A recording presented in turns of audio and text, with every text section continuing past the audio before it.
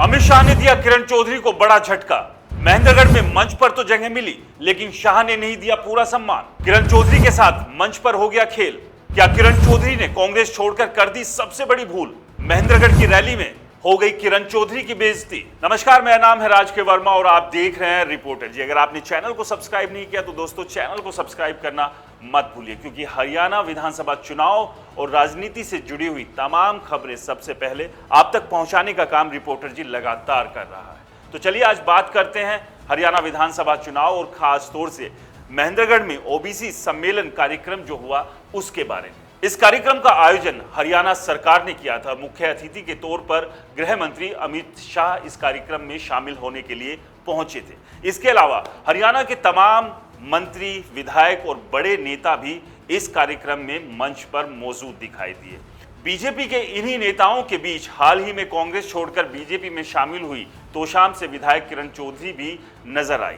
यानी कि बीजेपी ने किरण चौधरी को मंच पर पूरा मान सम्मान सीट देकर तो दिया, लेकिन यहां एक बड़ी चूक हो गई। वो क्या चूक थी? क्या ये जानबूझकर की गई थी या फिर ये अनजाने में हुई? ये तो खैर बीजेपी, अमित शाह या फिर किरण चौधरी ही बेहतर बता सकते हैं, लेकिन वो चूक क्या थी वो हम आपको बताएंगे। और क्या इस चूक के पीछे क्या किरण चौधरी को झटका देने की भी कोशिश थी कि कहीं वो बहुत ज्यादा पंख ना फैलाए, यानी कि विधानसभा चुनाव जो कि 2024 में होने हैं उसमें बहुत ज्यादा डिमांड पार्टी के सामने ना रखे, तो ऐसे में शुरुआत से ही चीजों को बैलेंस करके चला जाए। दरअसल हुआ ये, कार्यक्रम की शुरुआत हुई और कार्यक्रम जिस तरह से आगे बढ़ रहा था, एक के बाद एक नेता बीजेपी के उन्होंने भाषण दिया। इसमें प्रदेश अध्यक्ष मोहनलाल बड़ोली, गुरुग्राम लोकसभा से सांसद और केंद्रीय राज्य मंत्री राव इंद्रजीत सिंह और हरियाणा के मुख्यमंत्री नायब सिंह सैनी शामिल थे। और इन सब के बाद बारी आई गृह मंत्री अमित शाह की।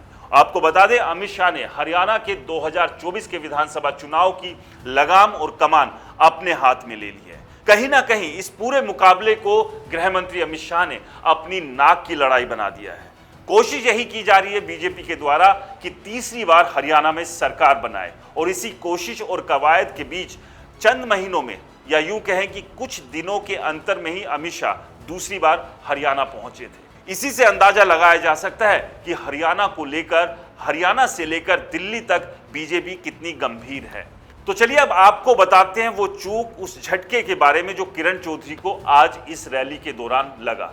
किरण चौधरी को मंच पर जगह बीजेपी ने दी, लेकिन जैसे ही गृह मंत्री अमित शाह अपने भाषण की शुरुआत करने के लिए मंच पर खड़े हुए तो उन्होंने तमाम नेताओं का नाम लिया। इसमें मौजूदा सांसद से लेकर पूर्व विधायक और पूर्व मंत्रियों के नाम भी थे, लेकिन इन सब में किरण चौधरी का नाम गायब था। अब सवाल यह है कि अमित शाह को जो पर्ची दी गई तमाम मंच पर मौजूद नेताओं की, उसमें से क्या किरण चौधरी का नाम गोल कर दिया गया था, या फिर अमित शाह ने जानबूझकर किरण चौधरी का नाम नहीं लिया, या फिर ये अनजाने में हुई एक भूल भर थी?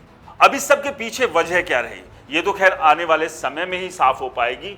लेकिन राजनीति के जानकार और हरियाणा के सियासी गलियारों में इस बात को लेकर चर्चा हो रही है कि क्या किरण चौधरी को जो मान सम्मान बीजेपी के मंच पर मिलना चाहिए था वो नहीं मिला?